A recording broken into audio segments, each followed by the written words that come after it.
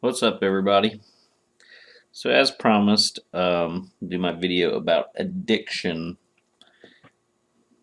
Just if I can manage here. Oh yeah, they look at the camera. Say hi.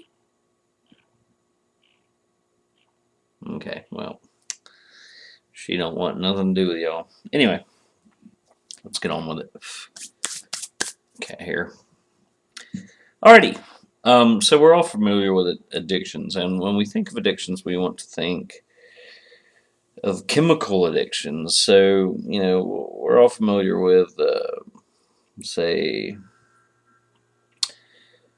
hard drugs, cocaine or heroin, and even the less hard drugs, nicotine, alcohol, um, you name it.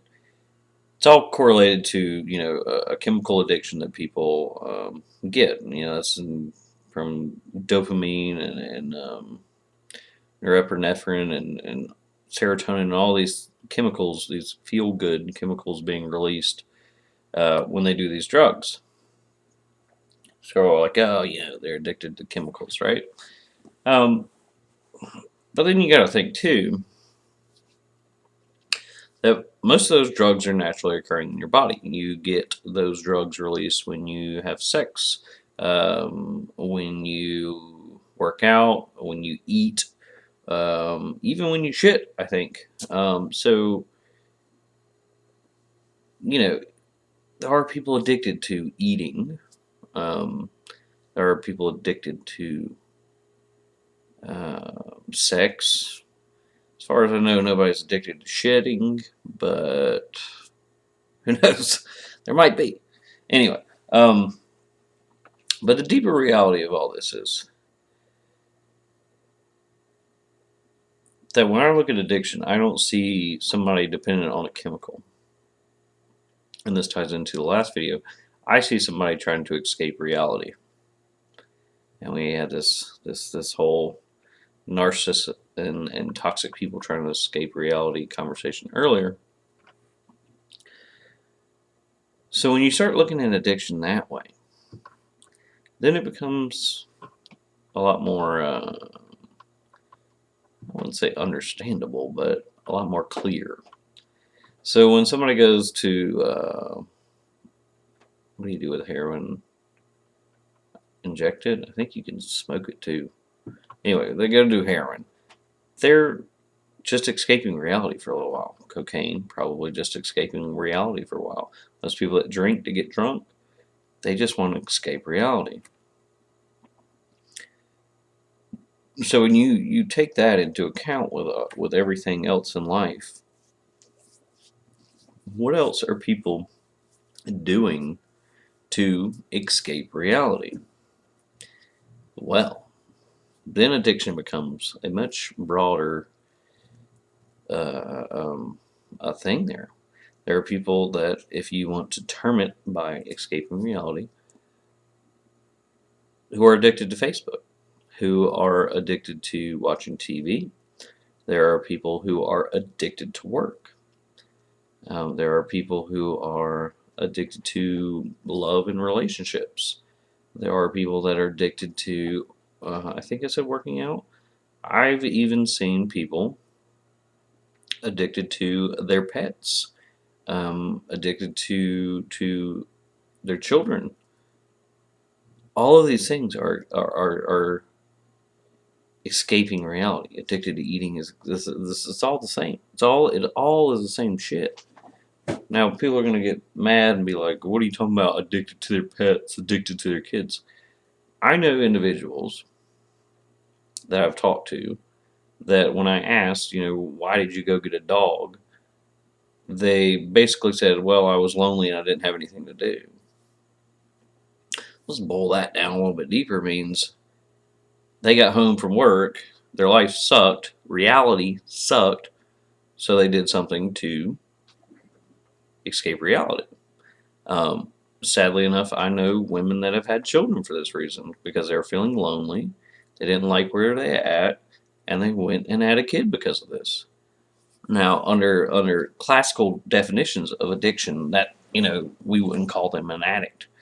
But I would, and my term is escape from reality.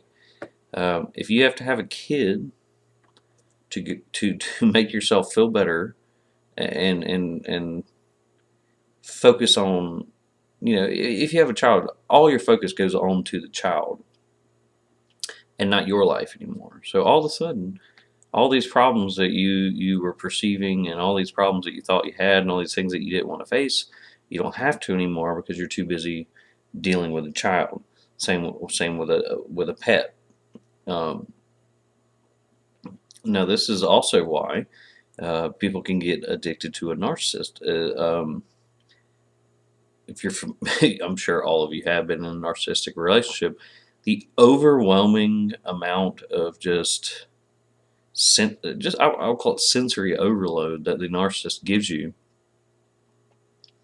in a way, is almost a escape from reality. And honestly, it's dating a narcissist or married to a narcissist is like having a kid. You're so focused on them, so focused on all their shit, that you are actually escaping your own reality. You're out of your own reality.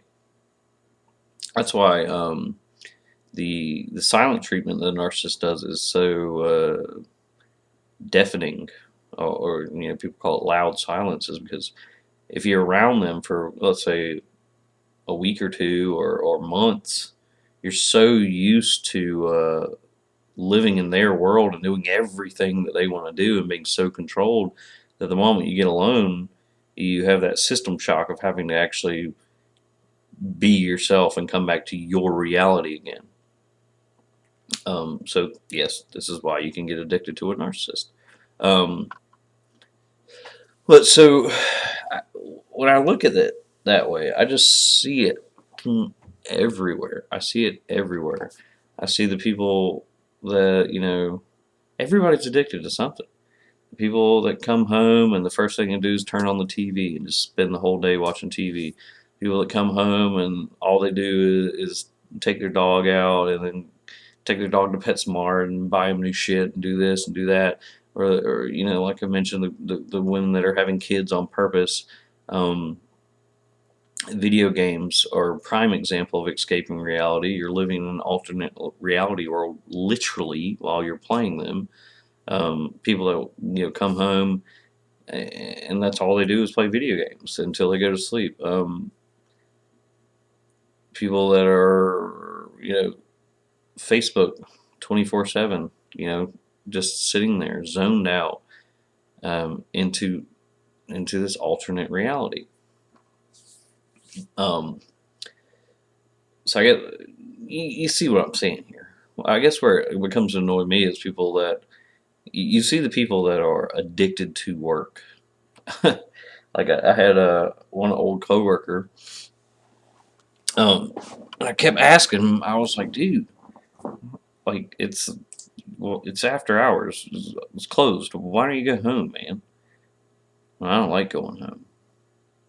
Well, why didn't you think he didn't like going home? Probably because he had a really shitty home life, and work was an escape to him. It was a way to get away from his reality.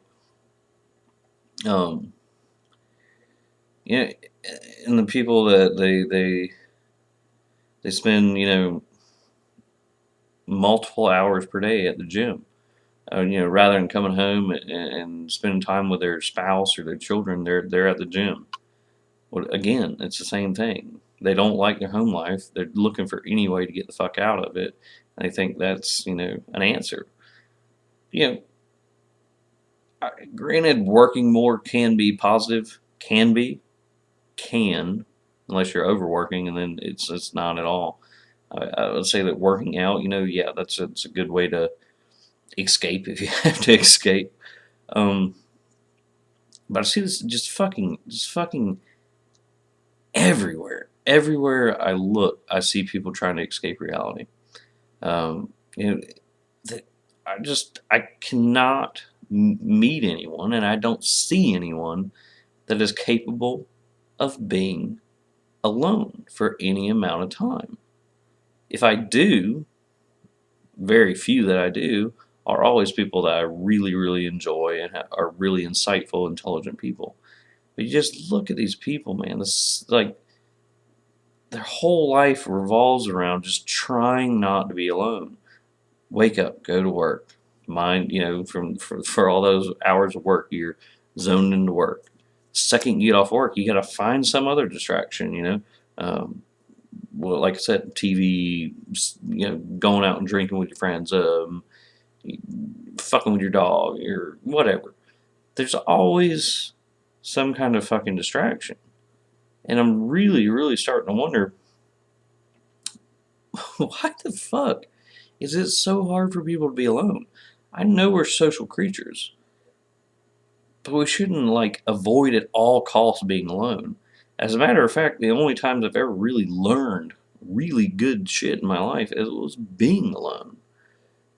And I'm not fucking innocent either. I get on Facebook way too damn much, and I drink and I smoke and I do a bunch of shit that technically I would say to a fair degree is escaping reality too. A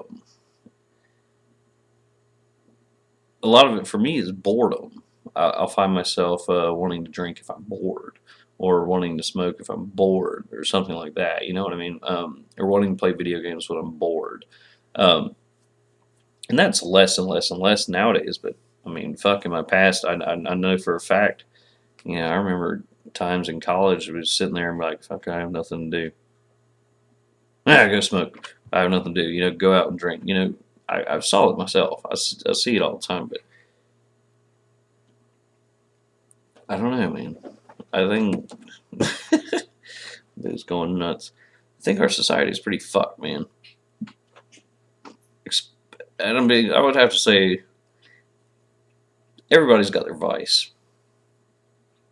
Whether it be drinking or masturbating or whatever the fuck you want to do. Everybody has their escape, and everybody needs their escape.